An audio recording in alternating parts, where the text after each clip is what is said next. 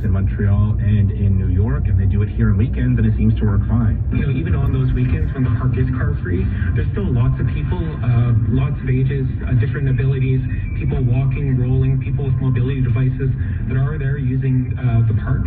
Today we had more than 20 deputies of people speaking on behalf of the community with disabilities, young kids, runners, athletes, baseball, people who are part of baseball leagues, all making their pitch. Once this issue is approved by the committee, it will go on to City Council in a couple weeks. At City Hall, Malvin Qureshi, City News. City News Time 3:06. The opposition jackhammered the Ford government today over the endless delays in the construction of the Crosstown LRT. City's Richard Southern is at Queen's Park. Where is the business case for moving the Science Centre to Ontario Place?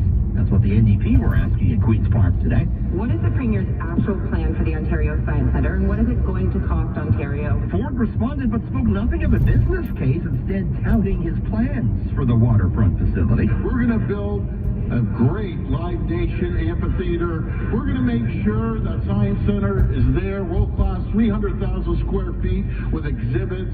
We're going to make sure that Therme, wouldn't you love to go to a water park? You guys talk, we make it happen. That's the difference. Critics say the math doesn't add up. The current Science Centre in need of repairs totaling $147 million. The Premier, though, proposing to build a new parking garage facility for the Science Centre at Ontario Place, costing some $300 million. Richard Southern, City News.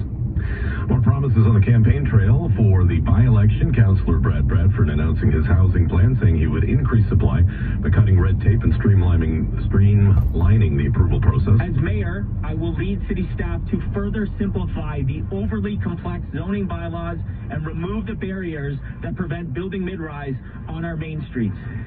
Councillor Josh Matlow promised to restore TTC service cuts to pre-pandemic levels by the end of his term. Mitzi Hunter pledging to help the restaurant industry by cancelling and refunding permit fees for outdoor patios and sidewalk cafes. A frost advisory is in effect for parts of southern Ontario, including